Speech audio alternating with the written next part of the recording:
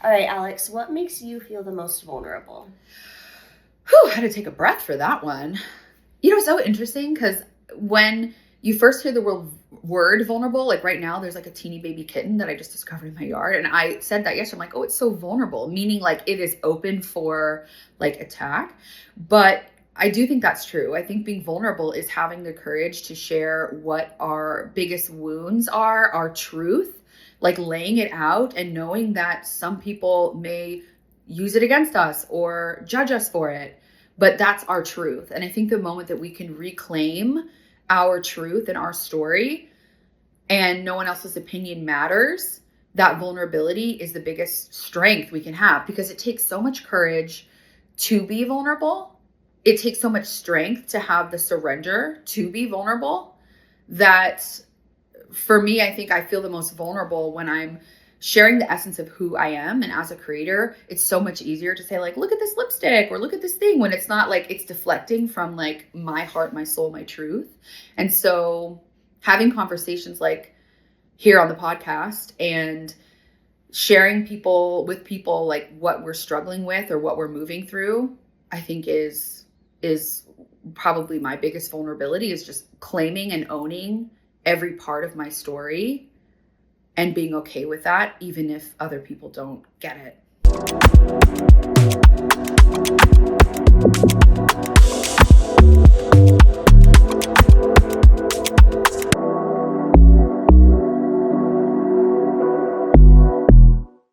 The way that Gigi just like screams at you. Can you say hi? She hates me right now. Oh, now she's silent. Now you're silent. Now you have nothing to say.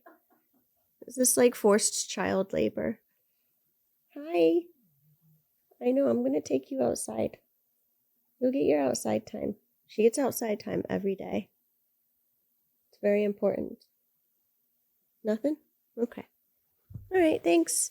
So funny. She's so sassy. I kind of love it. Jake the other day was like, what's your favorite thing about Gigi? And I was like, honestly, she just says what she wants. Like, she literally will stand at the back door and like meow and scream at me until I take her outside. And I'm like, you know what? Respect. You're an animal. You want to go outside? This is, oh my gosh, today has been so fun. I was like, it was a bit of a whirlwind at first because, filming sets, shoots, first week doing this on my own and with Brandon, and but it's been feeling so good. And now the cats are out. I put them in my bedroom so they didn't cause havoc whilst filming, but they did good. So this is for Alex Michael May, and Alex is a very special human being. And she is someone that, I mean, I guess I'm just noticing this more and more now as I meet people. I can recognize like that special connection, like that special energy I feel when I meet someone, that I'm like, oh, this is like a meant to be kind of introduction, or like we're aligned energetically. There's something there that's like we're on the same page. But when I first met Alex, I wasn't there yet in my ability to like recognize that. I just knew that I was like pulled towards her and I gravitated towards her. And like I was telling her in this episode, you'll hear, you meet so many people at beauty brand events in Los Angeles. You tend to see a lot of the same people, but then you continue to meet more and more new people, and very few of them stick because there's so many, and it's also really difficult to make genuine connections at these events oftentimes because they're loud, or it's overstimulating, or there's just a lot of people there, or whatever it might be. And Alex was definitely one of those people before I even knew it. And we never really connected earlier on outside of seeing each other at beauty events, even though like I felt pulled. It wasn't until more recently, and it almost felt like we were supposed to wait. Because I was kind of like, why don't I hit her up? Or like, why don't we, like, we didn't really ever like get together. Or I don't want to be that person that says like, we should hang out and then we don't. And then I look back at it and I was like, I don't think we were supposed to yet. Like, I think we were supposed to come together now. And you'll see that in our conversation and like the parallels that we have and the growth that we've had kind of at the same time, but not together. And now that we've kind of circled back to one another, it's really cool to share each other's stories. And like, she and I have so much deeper to go. Like, we finished this episode and we're like, but we have to get into the real woo-woo stuff and like have conversations and comparisons to our experiences. And so we're going to set up some time to chat. Not that we were withholding, there's just so much to get through. And these, you know, the episodes are like a little over an hour. But I think you're really going to enjoy this conversation. I think it's a lot about who you can be outside of the beauty industry. If you're in the beauty industry, that might feel really empowering. What beauty can mean as it relates to your personal growth, body image and self-talk, and inner child work. Just like really powerful, important milestones of both Alex's and mine, like birth into the new versions of ourselves. So I hope it hits for you like it hits for us. It felt really good. So I will see you at the end. I'm so excited that you're here. This feels like Alex and I have been talking about this and the universe coordinated this. Like, there's no doubt in my mind. 100%. Divinely orchestrated.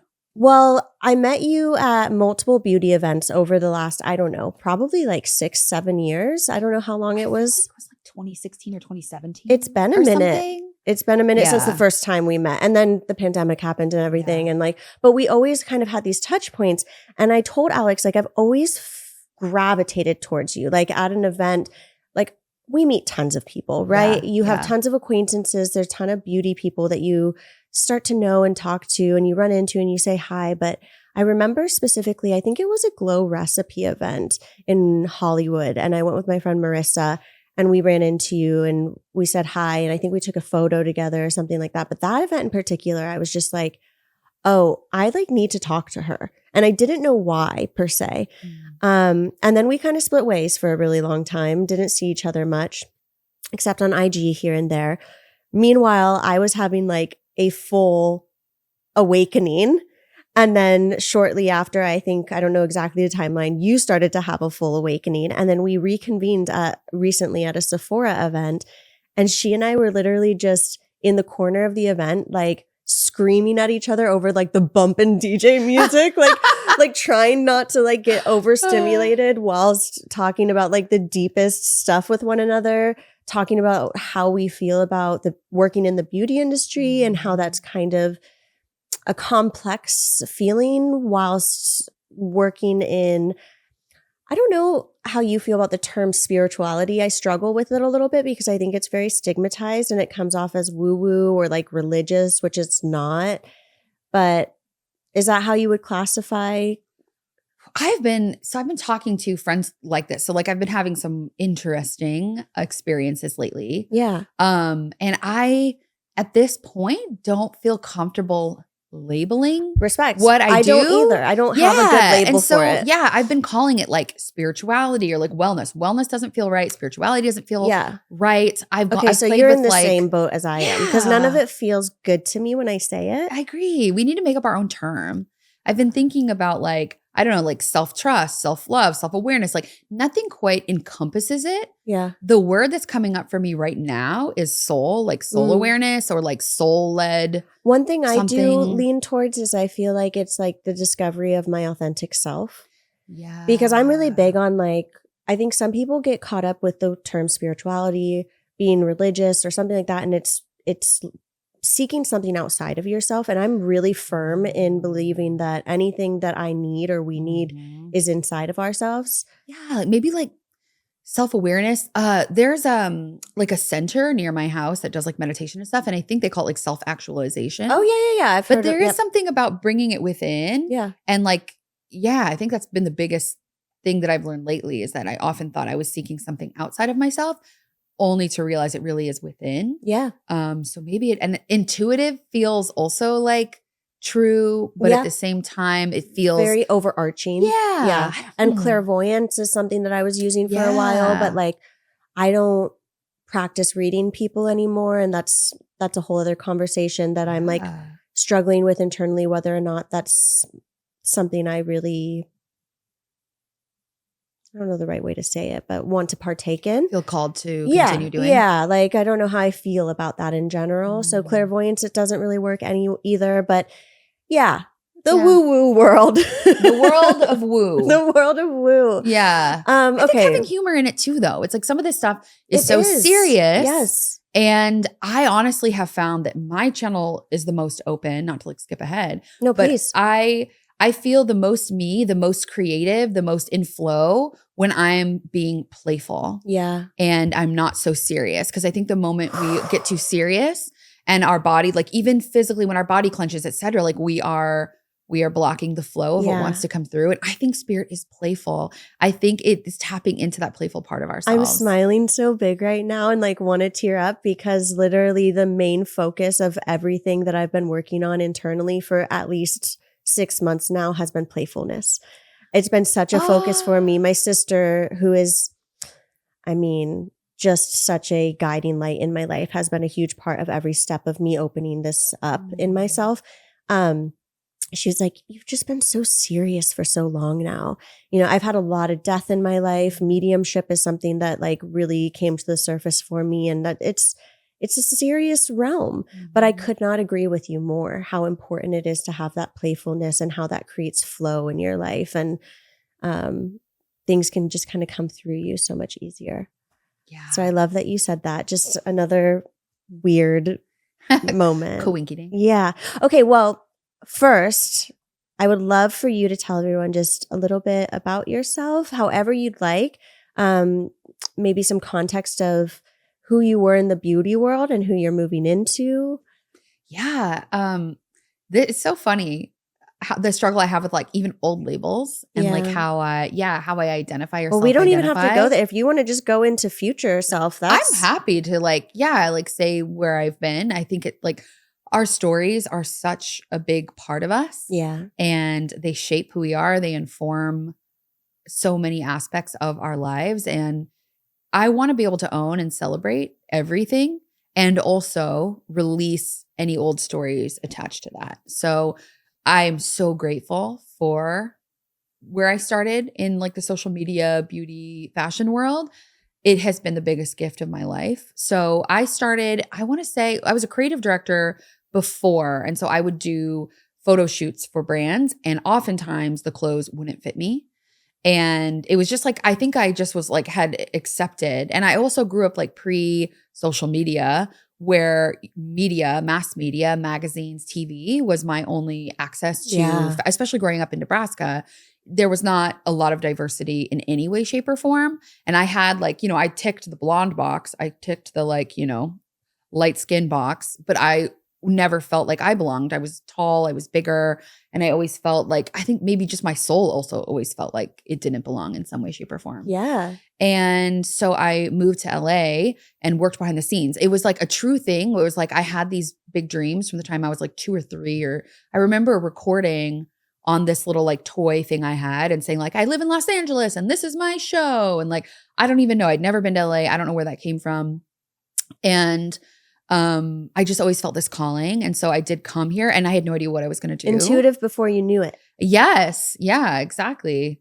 I felt really called to come here. I was really into comedy and writing. And so I thought, what if I tried my hand at like writing sketch comedy? I did not know that about you. Yeah. I moved here to do the Ground Lane School. Wow. Yeah. And I loved Brandon, it. like, I love a gasp. No, but truly that's so badass. Thank you. Well, it is. And I was so insecure in my body at that time that I got, you know, a few levels in, and it was like so funny. I'm not going to lie, like to toot my own horn is like, that means I'm actually good at something because like I'm please. it's been like a lifelong struggle to be able to accept compliments or to be able to speak, you know, highly of myself, which I know so many of us struggle with. Yeah. But we're working on it. Yeah. So I was pretty good. I mean, like I've always done like characters and impressions and voices, kind of just like a part of my personality.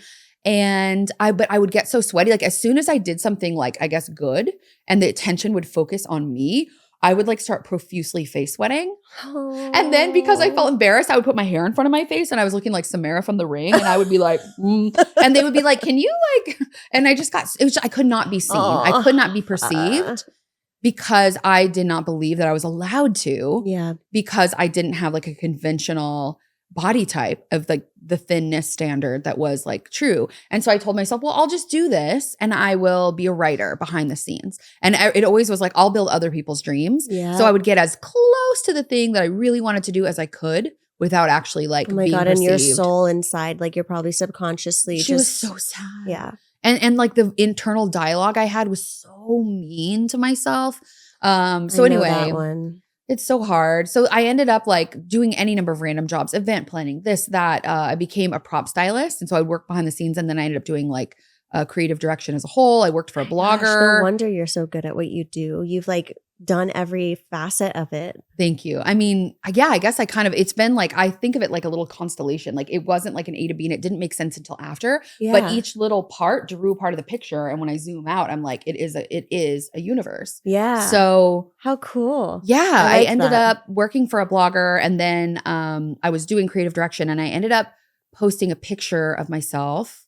Well, first of all, I would not allow anyone to take a picture of me. If anyone tagged me in a picture, I would be untagging that so fast. Like I would get so anxious. I was just like wanted to control anything that was like pictures of me online. I only wore like head to toe baggy black clothing. Yeah. One day I just said, what would happen if I bought an outfit that I would wear if I was thin? What would happen if I dared to wear something? I went hard. Yeah. I bought a gold, shiny, metallic pantsuit. Fuck yeah. Hell yeah. I went to, and then I was at Modernism Week with a friend in Palm Springs and someone took a picture of me. And I remember being like, oh God, please don't take a picture of me. And then after I saw it, I was like, the dysmorphia like kind of melted away. And I had a raging eating disorder for like over 10 years, like had to do treatment for it. Like, you know, struggled with mental health very deeply. I'm sorry you went through that. I sadly don't know too many women who haven't. And I appreciate you saying it because I don't think people realize how many people struggle with that, like, and at young ages. So yeah, he gets younger and younger, you know? Like I'm so sorry you had to go through that whilst dealing with everything else. Yeah, thank you. I received that. And also, again, like, it's a part of my story and it's a part of so many women's stories. Mm-hmm. And yeah, it is a part of the story. And I think that it, like being able to be so far on that end of the spectrum and then to move to so far on the other end of the spectrum, I hope it like reminds anyone that like you really can shift your mindset around things. Speaking of what you said about kind of getting over your image being out there and you not having control over it. Yeah. I posted that image. I posted that photo on my Instagram. The gold jumpsuit. Yeah. I usually only posted like landscape or like overhead, like, you know, those like flat lays. I was a flat lay queen. Yeah. I would be posting like flat lays all day long and coffee cups, very like early Instagram vibes. Aesthetic. Yeah, exactly. And I posted it and within like, I don't know, a week, the brand that made it reached out and wanted to do a campaign with me. Wow. And then within 4 months, they flew me out to New York to model for their first swim launch. And then all of a sudden I modeled for like, oh my God, but a Nike campaign. I modeled for like Old Navy. Like all of a sudden I became a model. Like within like a few months time, I went from being only comfortable behind the camera to literally being completely exposed and having to just be okay with it. Damn. And it was wild. Like it was truly like, yeah. I mean, okay. It was a wild ride. 2 things. The first is this is what happens when you start to expand yourself, when you like take a step out for yourself, when you wear the gold jumpsuit, the universe provides like bam, bam, bam, bam, bam. But 2, how the hell did you process that in that amount of time when you were coming from such a place of like discomfort and pain and like internal kind of conflict around that? And then all of a sudden you're shooting with Nike? Yeah. I mean, honestly, the insecurity I had on set, I can still viscerally feel like how tight my body was. And then I could see like the photographers and the people that were directing it be like talking like, oh, I don't know. Like, and I know I wasn't doing the best job because I was so stiff and uncomfortable in my own body. Yeah. But I just had to push through it and be Yeah. okay. And then there would be moments where I could like lock in and have fun. And those are the moments when everyone would gather around and be like, woo, yeah. Because I would just be like, I remember a moment on set with Old Navy that was like that, where I was just like, you know, I was in my element. I was in my essence and not in my head. I was in my body and not in my head. And it was a practice of that. Another thing I think that shifted for me, like right around that time, I got like my first probably really clear download from whatever source energy, whatever that is, you know. What does a download feel like for you? Just for people who don't really understand what a download is. For me, it was like a voice. It wasn't a voice. It was like a knowing, like a full like sentence that just dropped into my head. Yeah. And it was like, it basically told me like what my mission is. And it told me to make a video about something I'd experienced recently. And I made a video. It was like one of the first videos I put on my YouTube channel, which I've been so inconsistent on, but I was in a friend's kitchen and like I was doing the ice machine and some ice fell on the floor and I was like, ugh, idiot. Like I just said that out loud. And like even saying that out loud, I'm like, eh. And she's like, the self-talk. Yeah. She was like, excuse me, don't talk to my friend that way. I love that. And I was like, huh? What do you mean? She's like, you're my friend and you're not going to go around calling my friend an idiot. Yeah. Like you're just not. Good friend. In my house. And I was like, oh, like it brought awareness to me of the voice that was running on repeat in my head. Yeah. And I started to listen to it. And this was like, I want to say like 2016 maybe. And I like heard it and I felt called to make this video called, I think, Don't Talk to My Friend That Way or something. And it was like about monitoring inner self-talk. And I think through just beginning that and just like I mean, I don't think it's realistic for anyone to go from like, you're a piece of shit or like you're gross, you're this, you're that, or like you know. You're not going to turn that around. You're not going to be like, oh my God, you're amazing, because it's not believable. Yeah. But you can like crawl your way up the little energetic ladder and you can say like, you're running late to something, me this morning. You can, instead of being like, oh, you did it again, of course you're late, you're going to be this, like building this whole thing, you can say like, oh, babe, I'm so sorry that, you know, you found a stain on your dress this morning. True story. And like, you know, that, you know, traffic, like, I understand that that's stressful and I totally get that, but you're a great person and you deserve your own grace. Like, will you just talk to yourself and the like way you would to your friends, like or a child, a niece and nephew. Yeah. Like, okay, so now we're zooming into inner child stuff. Yes, please.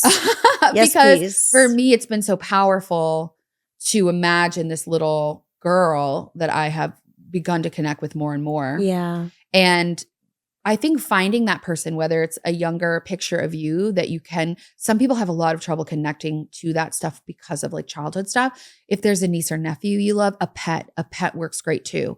And it's like, how would you speak to someone that you truly loved? And I think the second I started giving myself respect, listening to myself, I mean, my entire life changed, as I said, in a matter of months. And then it was a snowball effect that has like, yeah, I've been going ever since. Like it's been like large leaps, shedding old stories and old patterns, like one at a time, whether it be like body image stuff, relationships, you know, like even like financial or like abundance stuff. Like there's so many layers. We don't realize how much those things are blocking us. Like they feel internal. It's just like, oh, whatever. This is just how I feel about myself. Like, but why isn't this working in my life? We're blocked like energetically from taking those steps forward for our goals or our purpose or whatever it is we're working towards. It's like we have to crush those first. And I've seen myself, I've seen friends, I've seen family get so stuck because they can't push past one certain, whether it's generational trauma or inner child work or whatever it is. And I think people go about in life and they're just like, nah. But we have to stop, slow down, and like talk to ourselves, ask ourselves how we are. Yeah. I think the biggest message that I've been getting lately is to slow down. And it is, honestly, it is like, I mean, like if you follow the work of the Nat ministry at all, like rest is resistance. It truly is revolutionary. Yes, in rest this is world revolutionary. to slow down, to go at our own pace, to operate in our own rhythms. At some point, don't get me started on that Gregorian calendar thing. Do you know about this? No, tell. Oh my gosh. So I will apparently, get you started. Yeah, fire me up. So apparently like back, in the day, our calendar year would start in March. Okay. P.S. Please fact check this because, Fair enough. Yeah. I don't have like but the calendar began in spring. Okay. And then ended in, I think there were not 12 months of the year. Like it was different. And so if you actually do the etymology of the words like November, December, like it means like the different numbers then add up to those actual months. Okay. Again, wish I would have done some research. Didn't know this was going to come up. No, that's but fine. I have been. People can research more on their own. Yes. But apparently, Prince Gregory or King Gregory or someone in a position of power decided that the calendar, instead of being 20 equal months of 28 days each, they changed the calendar. Okay. And I'm not even sure why. Obviously there was some sort of gain with that, but it also makes sense because women's cycles are normally 28 days. Like things were timed moon to moon. Things were like a lot more even.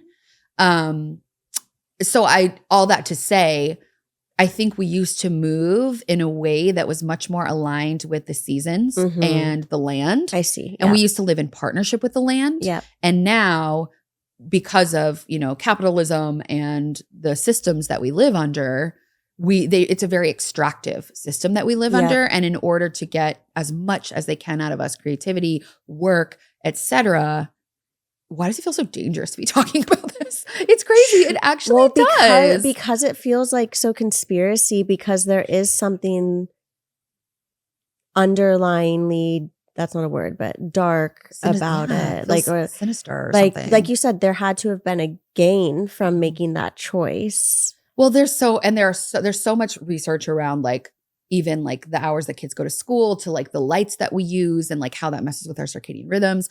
All that to say, all the research that, even if you want to get into like the biohacking stuff, that it's great to have sunlight in the morning and see the sun kind of set for our circadian rhythms.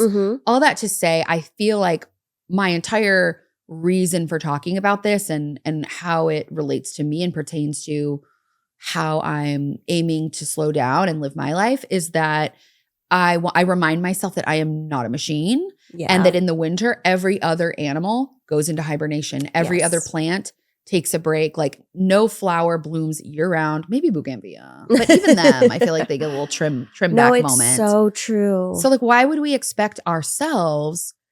And we're so hard on ourselves. Produce. Yeah. Hustle, and why do we feel hustle. guilty for resting? Yesterday, I spent some time in my hammock, which is my happy place in my yard, like by my lemon tree. Love that. And I had this like deep, like the shock of panic come through me. I was like, oh, I'm so irresponsible sitting here on a Monday afternoon when I've got this to do and that to do. And my body was like, let me just be in the sun and be physically held by this hammock.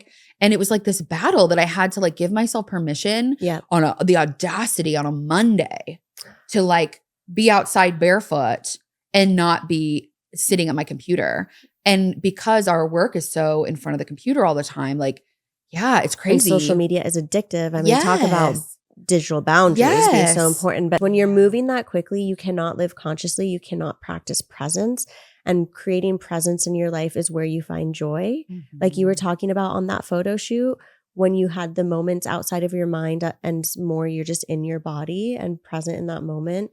Even when you're struggling with something internally, like your image, you're in front of a photo or in front of a camera and you can still have that moment if you can find presence. And I don't know, like I said, right now it's all about playfulness for me, but the last 3 years have been presence.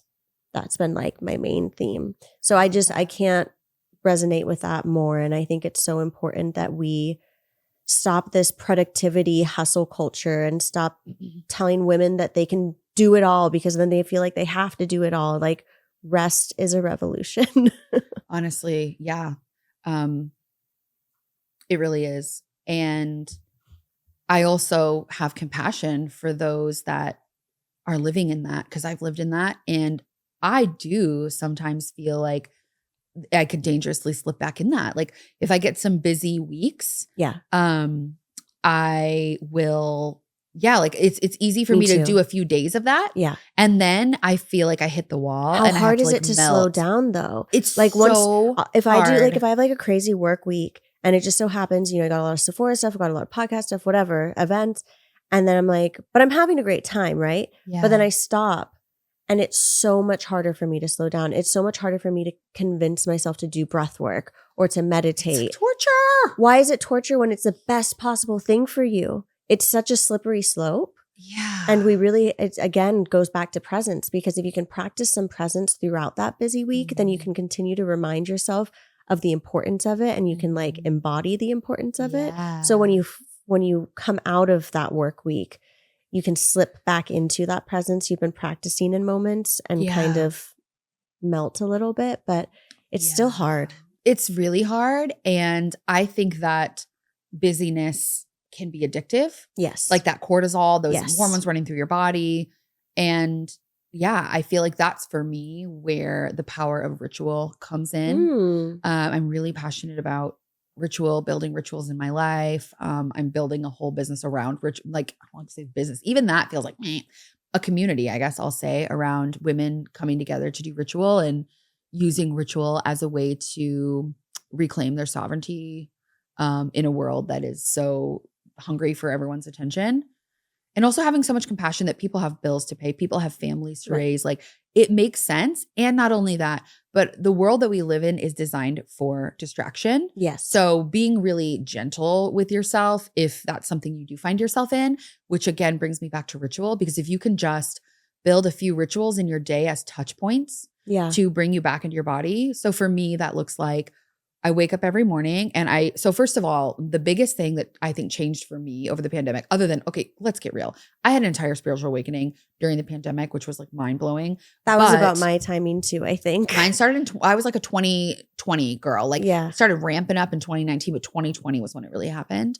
But one of the habits that I formed in that time, that is the one habit that stuck with me, was not sleeping with my phone in my bedroom. Oh, which is probably like one of the hardest things. And my fiance sleeps with his phone in the room, and like, there's no judgment to anyone that doesn't. I just can't anymore. So I put my phone on a charger out in the like living dining area, go to bed. And then in the morning, if all goes well, I wake up, make like a little glass of water or something. Sometimes don't, but usually my very first stop is I go outside and I put my feet in the grass. And I do these grounding rituals, which are very simple. It takes like a couple minutes. And I've got a very specific thing that I run through that is around like grounding myself, centering myself, like checking like to see if I feel aligned, calling my energy back to myself, and then kind of creating a little like bubble of my own field. Yeah. Well, I wanted to acknowledge very quickly something that you said that I thought about, and I was like, I feel like this is something that I forget to acknowledge when I'm talking about the importance of presence and slowing down and kind of like avoiding that productivity culture. I think there's a lot of people, because I know I used to be one of them, who hears that and cannot receive it because it sounds like an attack at them. And when you are trying to make money, you have kids, you're juggling, maybe someone's sick in your family, like so many things life throws at you, and then someone's sitting there being like, just practice presence and slow down.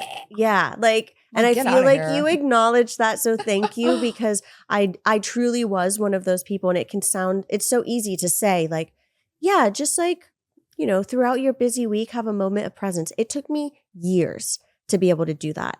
It started with me using Headspace, like the meditation app. My therapist had recommended it to me. This is way back. And she was like, when you're in the studio all day long, go into your car for like 2 minutes a day and try and meditate with the app. I could not do it.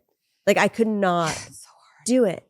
And fast forward years later, through so much practice and discipline with it, now it's literally just moments throughout the day where I'm like, I'm here.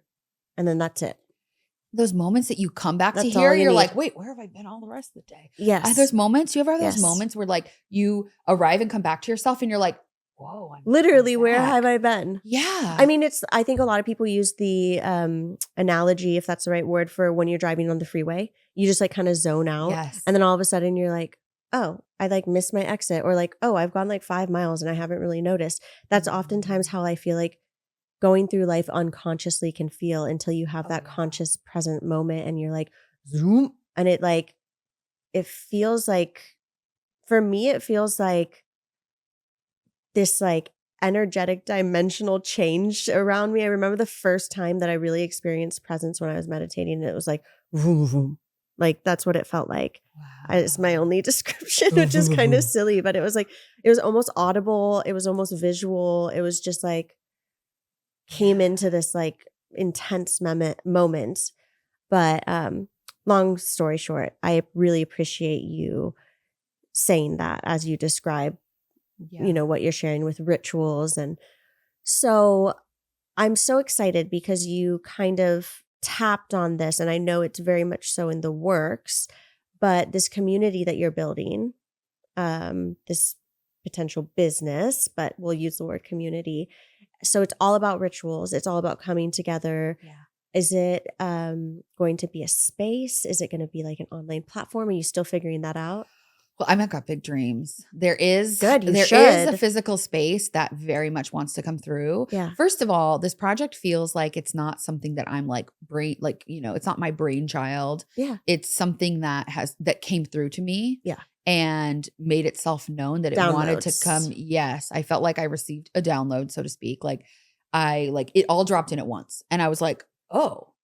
Like it's like I've been feeling something, when you have something on the tip of your tongue, or like there's something that it's right there, but you can't quite say it. Like, do you know what I'm talking about? When Yes. you're like, oh, what was I saying? Like, it's right there. I felt that feeling. I also called it like a creative constipation for like years, that I knew that there was something else that wanted to come through me. I guess like going back to, I never finished my story. I'm a bit like, no, I might have cut you off. No, at the beginning, you're like, what have you done? I became a body positive, when that was like a thing, influencer. Again, the words really are like, I hear you. But now content creator, and centralized in fashion and beauty through the lens of self-acceptance and body acceptance. And I've been doing that for almost a decade. I guess like 8-9 years or something. Wow. And so a lot has changed. And the thing I loved about beauty so much, and I really miss sharing more about beauty. It's something I really would like to get back into, is that it's not about body size. And I think fashion can just really be, triggering and exclusive, and and I think beauty is a more inclusive space. And it's really been a pioneer in elevating and platforming incredible creators and humans who otherwise have been left out of mainstream media. And I just think it just feels like a special space because of that. But I've always felt like there was something else that wanted to come through me, and that had more of a community aspect. And then this all just dropped in, like the name and all, just zoom. And then I was like, okay, I'm going to beep boop bop this on the computer. And I made a deck, and it was like, I don't know, 20-page deck that just like shoop, everything, every layer, everything. And it's a whole world. And I don't even know where, what the entry point is. That's not exactly true. Like it began. So last fall I did a series of online circles, of women coming together to do rituals, and then have you facilitated? Correct. Yeah. Oh my God. Amazing. Yeah. It was really fun. They had different themes. So each one had different themes. And there would be time for people. We did like a little movement, some guided meditation that led people to intuitively choose something that then gave them like a little intention. Yeah. There was like, they got to choose an object like in the meditation, and then that object had a message for them that then gave them like a little prescription for like something they could do to work with it moving forward.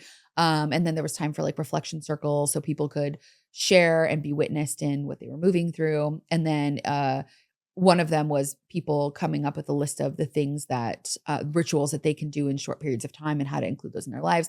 So just discussion around self-care, ritual, etc. This is so incredible. It was very fun. I remember talking to you at the Sephora event when we ran into each other, and you were asking me about the Clairvoyance school I went to, and like learning meditation, facilitation, and all of that. And I'm like, girl, this just all came through you. Yes, I did do meditation teacher training. Oh, you year. did? Okay. Well, no, but that was an intuitive drop-in. It literally was like, I heard this. I was just like at my computer, and it was like this thing dropped in my mind that was like, ask people in the meditation to walk into a forest and select a leaf, an acorn, or a pine cone. And then I was like, okay, what does that mean? And then they were like, this means this. It was like, I use they as like collective spirit, creativity, whatever you want to call it. I did do breathwork training last year. And I did do meditation teacher training, but it's organically came through you prior. Yeah, I guess so. This is further validation for, I was talking to my friend the other day about you coming on the podcast and talking about the school I went to, the clairvoyance training and all of that. And I was like, yeah, she was asking me about the school and if she should go to one and blah, blah, blah. And I just felt like an overwhelming, like, no, like you need to explore this on your own.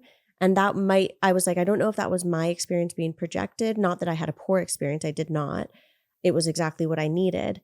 But I, again, am very big on whatever you need is inside of yourself. And I think you've proven that through the work that you did even prior to taking any sort of courses, just truly becoming present enough and in tune with yourself to allow those messages to come through so that you could help others in a way. Yeah. I mean, that makes it sound so much easier than it's felt at times. And I definitely like, I joked to my friend and said I'm a course whore because like I love to take courses. You like to learn. I love to learn. Need the information. I respect that. And it has come previously from a place of feeling like this will qualify me to talk about XYZ. Yeah. And now I think I'm just getting to the place where I'm like, this is to fill me up so that I can give from the overflow. Yeah. I'm still doing courses. I'm actually in astrology school right now. Dope. I also did end up starting a intuitive class, and the way that it happened was just very random. Yeah. But yeah, I feel like I've had experiences where like things have happened and I'm like, what just happened? And I'm looking for a deeper understanding and a deeper, I guess, depth of knowledge and tools so that I can steward the gifts that have been appearing to me in a better way. And yeah, so I'm curious, like, how is that going to play into, so going back to like the ritualized world, just in wrapping that up, it's a community of women that come together to do ritual together, to be witnessed in ritual together, because I think we're really missing in this day and age, like rites of passage.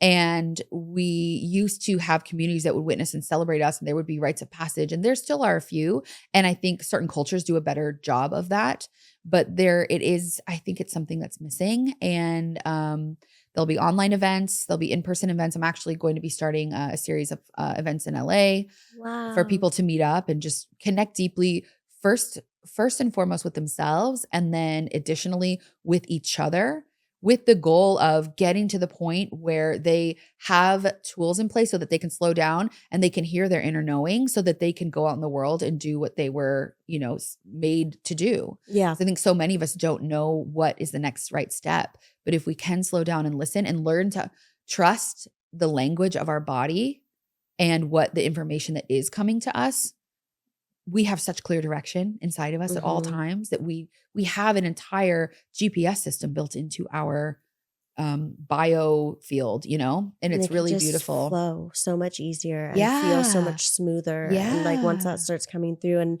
then you build the self-trust. That's something that I've recently stepped into, is like I have a lot of very big potential changes happening career-wise. It's all uncertain, undetermined, big question mark. And I'm just sitting in that uncertainty right now. The worst. And it can be the worst. It really can be the worst. But at the same time, I'm saying can be the worst because for the first time in my life, I'm sitting in the uncertainty and I'm not that uncomfortable. I've got goosebumps when you said that. And that is so empowering. That is this haircut. Oh, let's talk about the freaking, I walked in and I was like, who is she? I'm at the wrong house. It looks so hot. But not only that, you know what? I'm feeling the spirit moving. I feel like when I walked in, I was like, this is a woman. Like I'm feeling this so strongly, who is not afraid to hide the truth of who she is anymore. And like the fact that like it's here, it's slicked back. It's like, and there's nothing to go in the face or hide, which coming from Samara, like I told you, it's like, I get the safety that brings. And it feels like also the weight of what's been carrying has been released. Yes. And all of the like stress hormones and all of like the things that have been like released in that hair and that live in that hair, the stories Girl, are yes. gone. And I can Yeah. just feel that for you. And it looks amazing. Thank you. But I'm so curious to know, like, was there a moment you're like, we're just doing this? Was it impulsive? Was it planned? I've been How do you thinking feel about it for a few months. And during those few months is when I've been stepping into this new version of myself. So it's really lined up with that timing. And it's really been about me becoming a more direct person, asking for what I want, demanding what I need,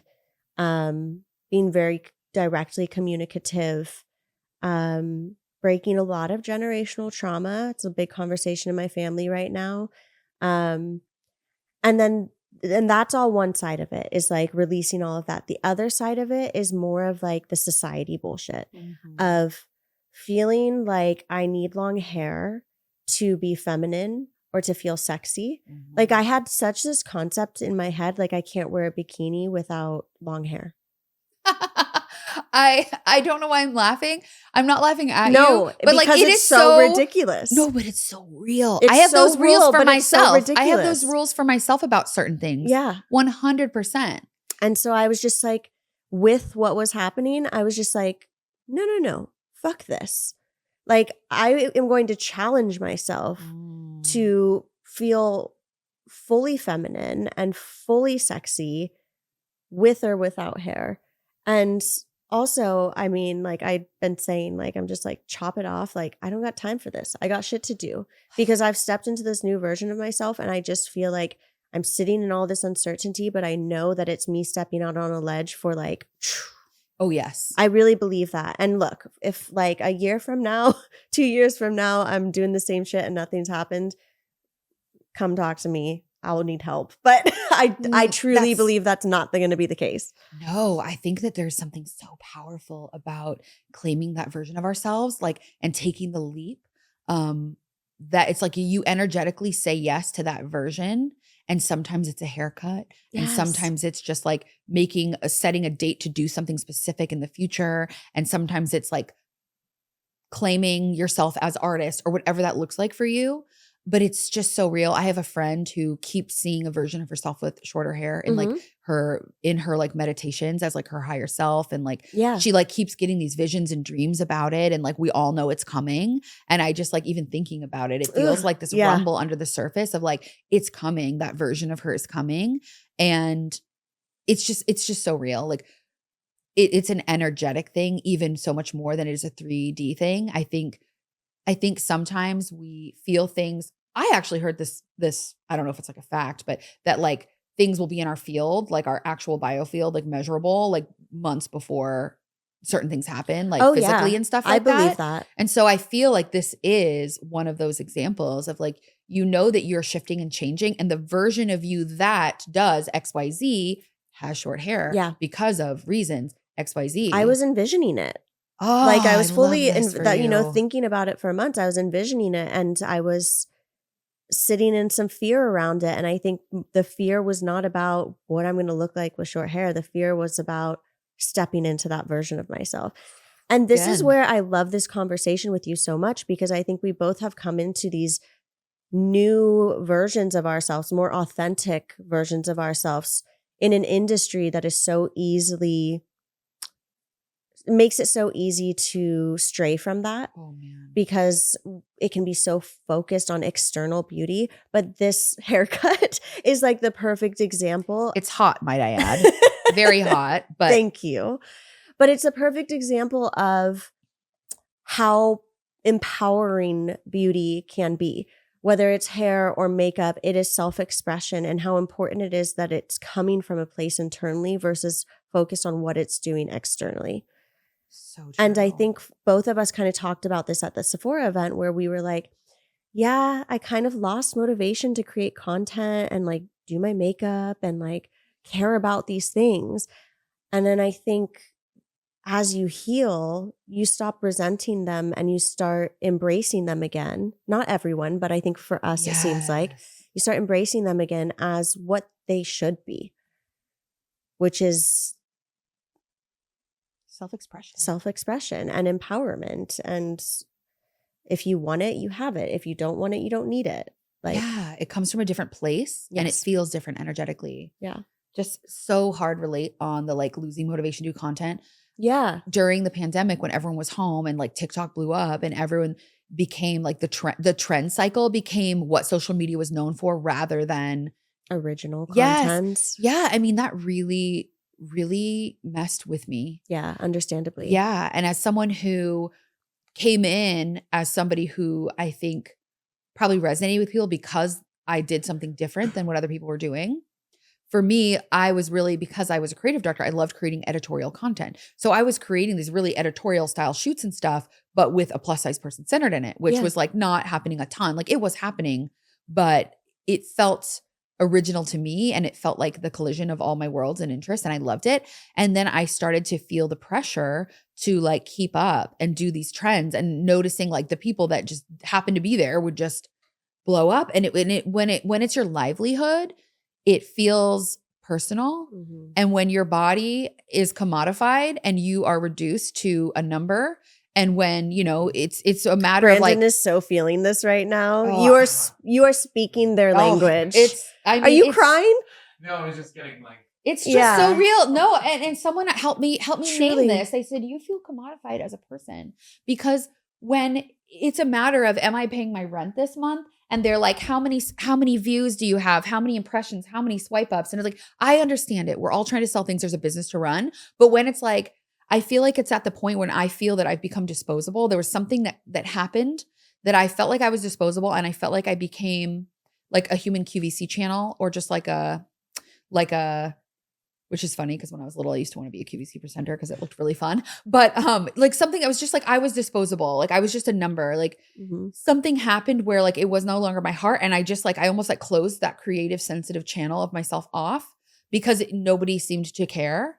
And people instead just wanted me to drop the links for my Amazon purchase or this or that or whatever. And I just was like, Or do the same And I became a movements robot. that everyone Yes, is doing yes. in a form of a dance. yeah, correct. No hate. I know they can be so fun. No, they are fun. But And as a creator, it's a little soul crushing. as someone who now, which is like the biggest reclamation of all time, and I don't know if I've ever even said this out loud, is that I am an artist. Like I have the soul of an artist. I love creating and curating things. Like I am sensitive and I may not have a medium like be a painter or a like sculptor or whatever, but that was my outlet for creativity. I truly have always seen you as an artist. Oh my gosh, thank you. So that's like the biggest please compliment say of all that out time. loud more. It's something I struggled with to say I was a creative. And I think it's kind of the same thing. Similar. Once I stepped into the beauty director role, I was like, oh no, I'm a creative or I'm an artist. It's Yeah. kind of the one and the same for me. Yeah. And Same. it's so empowering to say it out loud. So I hope you say it more if Thank that was you. truly like Thank one of you. your first times saying it. It is. It's tender for me. I've just always loved creating in a variety of different mediums. And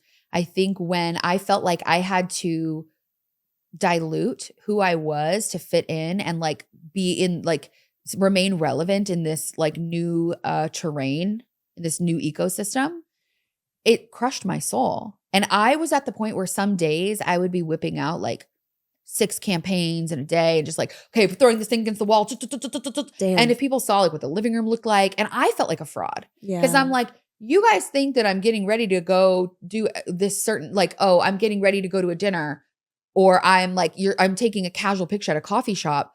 I probably popped out, took that picture, changed. Like, that's not me living in my integrity and in my authenticity.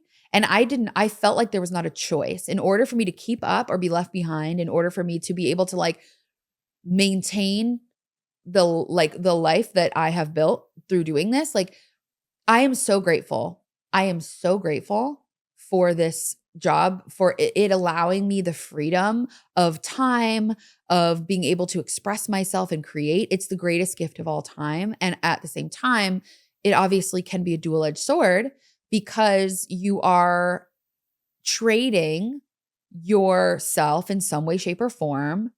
And it's very easy to get lost in trying to be what you think people want you to be and not who you truly are. And I think so I actually reached such a deep burnout that I kept telling myself, I'm going to take a little break. I'm going to take a little break. Because back to like the play and the seriousness, I'm a playful, fun person. And I was not very much fun. The stress level, I was just like, I just felt so stressed. And it was also this performance anxiety. Like I'm also like have the tendencies of being a workaholic, and I pride myself on doing really great work. And so I put so much pressure on myself. Like the brand's not going to like it. People aren't going to like it. Like Become a machine. I did. And like, I felt loyalty to my audience, and I felt loyalty to the brands. Like, and I would get so burned out that I just wouldn't be online. Like I wouldn't post stories for a couple days or like a week. And I would just have to like go dark for a bit. And people would be like, are you okay? And like, and then I'd feel guilty for not showing up. And then now I'm just like, listen, I would rather model for people, like, you know, not sharing every single thing all day, every day, and like taking personal and keeping some things for myself. Yeah. And there's times that I feel safe to share more and times that I don't. And I'm navigating that. It's very new for me. But I kept telling myself, I'll take a break. I'll take a break. And then I feel like because of the levels, like the beat finally had to drop. It was like, wee! And then all of a sudden, the beat dropped hard. I got really sick in December for like 3 weeks straight. I had like, I thought I had pneumonia, but it was turned out to be like a really bad bronchitis and then a sinus infection. And like, it just wouldn't go away. And then it was like, after that, I just fell into such like a slump that I didn't like really post. I want to say for like almost 3 months, and I didn't get any work. And it was just like, I was like, is this it for me? Wow. What's going to happen now? Do I have to like move back home to Nebraska? My dad's so cute. He's like, what color do you want me to paint the bedroom? Oh. Like, you know, and I just like was like, is this, I don't think I can do this anymore and feel like I'm remaining true to myself. Yeah. And then after 3 months, and like, honestly, it was scary. Like there were months where I'm like, can I actually pay my rent? Like what's going to happen? And miraculously, you know, made it through.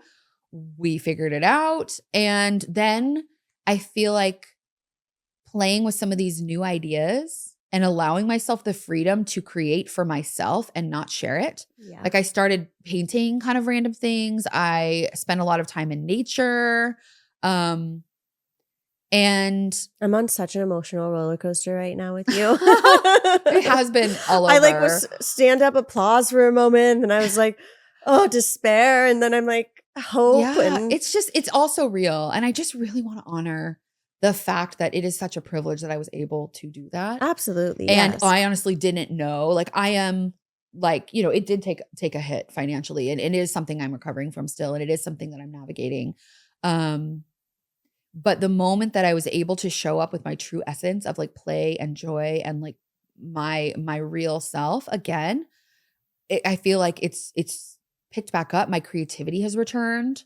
And I wish I would have given myself the gift of that break by having like planned for it better, but I needed to be forced into it. And thank goodness, Oprah used to say, had this quote where she would say like, don't let the whisper become a shout or something, where it was like, you get these whispers and then if you don't listen, like, you know, Right. And I'm so grateful, like, you know, people, but I think this happens a lot where people feel the need to rest and they don't give themselves rest and then they get sick or something happens. And Yeah, my one-liner is, if you don't take care of your wellness, you'll be forced to deal with your illness. ooh, Because that was me. ooh.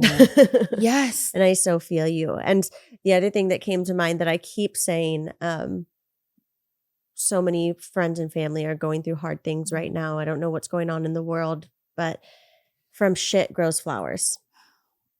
And I feel like you And have magic this mushrooms. like yes, straight up. I'm actually speaking to a woman who facilitates mushroom microdosing soon, and might have her on the podcast. That's a link. I want to know more. I'll send you her information. She seems really lovely. My sister introduced me to her. That's so cool. So it's funny you said that. But yes, from shit grows flowers. I think a lot of people call it dark night of the moon. Like these moments of darkness that are so scary and uncertain. Sacred pause. Yeah. But it can Fertile feel so void. painful, and there's no light at the end of the tunnel. And like, I think those darkest moments are when the biggest shifts and the biggest change are going to happen. Totally. But And I've been it's feeling like that for uncertainty. like 2 years before I finally, you know, Hit rock and bottom. all I kept saying to myself was, what's wrong with you? Mm. Why can't you just like try harder, work harder? Like the stories of like you're lazy, you're ungrateful were like coming up over and over again. And yeah, it's not true though. I You know? And little you is in there. Little me is in there. It's just so wild how we can, I don't want to say fix, but like we feel like we've moved through something and then it comes back. Like for me, body image stuff has been coming up again, for example. And Recently? Oh, I'm sorry. It's better again, but Yeah. like now having like with that slow down, like it's gotten a lot better. But Yeah. I think it's also because like the entire world is on Ozempic and semaglutides. My gosh, yeah. And I feel like I'm the only person that hasn't, like lost a ton of weight. And it feels so like weird to be, I feel like I'm like back in like the early days again, where it's very like, strange to be plus size because now you don't have to kind of thing. There is So- something strange about when you go through growth in an area where you are so blocked, and it's usually around like self-hate or self-shame, that the universe, whatever you want to call it, brings it back around to you to kind of test you. Oh yeah. Or To you're on like see- level 2 of the same lesson kind of thing. Like Yeah. you did 101 and now it's like 102 or the AP class and you're Yes. like, Because imagine if you were confronting what's happening with Ozempic and mainstream media back then. oh, she would not. I'm grateful. She So didn't in a have to do way, that. it's and I'm not saying this at all to diminish your experience. I can't imagine how painful it is to like have to go through that again when it's something you've dealt with your entire life. But I just want to recognize and acknowledge how powerful you are for being where you're at and being able to recognize the growth that you've had and look at that in the face and be like, okay, this is hard, but I'm not who I was. Yeah. Yeah. And I don't know why. I just feel called to say like semaglutides, Ozempic, like everyone's body is their choice. Yes. And no, it is thank you. so beautiful that that option is available. And it has helped so many amazing people that I know, people that I don't know. And, it's this, I think it's the same as anything that we want to do to our body, from like Botox or fillers or, anything. And that's much more health centric, than cosmetic. And so I want to acknowledge like it's an amazing breakthrough. Personal And choice who's and to can be say great for some. one day I won't? Yeah. I think it's just the idea that it feels like after years and years of gaining ground, of celebrating diversity, we are like going back into this homogenous I could not agree thing. more. I think that's the bigger thing for everyone me. feels that. Brandon and I have talked about that recently, even in them trying to get work. It's been a big shift for a moment. And yeah, a lot of people I think have dealt with that, with certain cultural moments that have maybe allowed people to have careers or like really helped bolster their careers. And when that's no longer something that is trendy or popular or like necessary, it's like, yeah, the ebbs and flows of things. But the bottom line for all of that is, to me, we are not trends. Our bodies are not trends. And it's just, let's not lose all of this beautiful work we've done. Yeah. It's very interesting and very scary and very uncertain. And I think it's really hard to sit in this energy, and a lot of people are struggling with it. But man, just having you on here, like I said, has felt so aligned. Like, I think you texted me last night, like, it feels so aligned. And I was like, that is exactly it. Like, when I was driving to that Sephora event, I told you when we ran into each other again, both of us were driving there like, we don't really want to go. But there was something in me like pushing me to go. And I was like, there's going to be someone. I said the same thing. There's And I gonna said be this little something. prayer in my car. Like sometimes, I don't always do it, but sometimes I do. And that day I did. And I was like, I know, because I kept checking, am I really supposed to go? Am I really supposed to go? And I kept hearing yes, yes, yes. And I was like, meh. So I was like, okay, I trust that I'm here to meet someone or have a conversation or have an experience, and like lead me to that. That's exactly where my mind was. Yeah. And I was like, please, like, I trust you. Lead me where you want me to go. And we both had no idea about what we had been going through, what we had been exploring, the growth that we've experienced. And then like now we're here. Yeah. And I just think it is so badass to see someone like you, who I have admired for a really long time. You are a total professional. You were a creative director. You brought all of your skill set. You are trained. You are a course whore, as you self-proclaimed. But it just goes to show your credibility and who you are and what you build. And I admire it so much. And I feel so aligned with you in coming from the beauty space and going through that transformation and now finding a way to embrace it and take the power back, while still creating the world of woo, for lack of a better description, for those who probably really need it. And I think there's something really strong about helping others heals us. And that's been my experience. And I can see that in you too. So thank you. I just like, it means so much for you to come on here and be so vulnerable. That's what this podcast is about, but it's not easy and not every guest can go there. And like you truly do. And I think anyone who is following your journey or joins your courses or joins your community, is definitely going to experience something powerful. Thank you so much. Yeah. And I can't wait. I hope to join myself. Well, I have a feeling you'll be there. And just thank you for creating a space for these conversations. It is necessary. And it's so courageous of you, because you have, a very high profile job, and you, it's courageous to invite people in to have these conversations and to be open and vulnerable and willing to have them yourself. And I'm just in awe of all the work you've done and all of the things that you've gone through that many people, it could just make them go more inside. And like, you've courageously kept your heart open, like through everything. And not only that, but allowed what could be perceived as a wound to become a gift that you then share with others. No, I'm going to cry at the end. I was like, I know I'm going to get some tears. You're also like calling people into their own light, and you're naming things in people. Oh, now I'm going to get emotional, because since we saw each other again at that event, even having that conversation and feeling like I wasn't alone, and all these things that were happening that were kind of scaring me, honestly. Felt very seen through you. And I was just like, after that happened, like my channel just blasted open, and I've had the wildest experiences.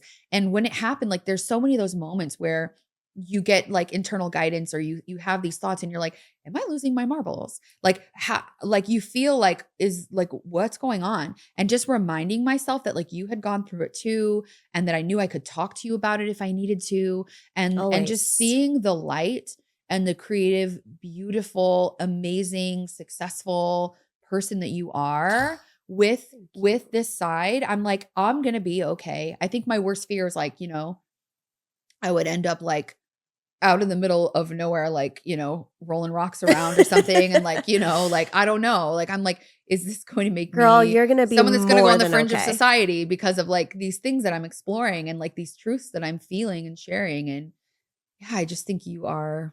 We got to hold each other up for that. And you As really are an you. Expander for me. So thank you for having me. Of course. Thank you for being here. Thank you, Brandon, for being here. And thank you, Brandon. I love you. We're all crying. The vibes in here are massive. I'm like having a moment, and I don't want to like lose my mind. I don't want to jump on the soundboard. Yeah, see, this is why they've got to be, I feel bad, but they've got to be put away. Gigi's trying to eat our flowers. I need to Google if sunflowers are safe for kitties.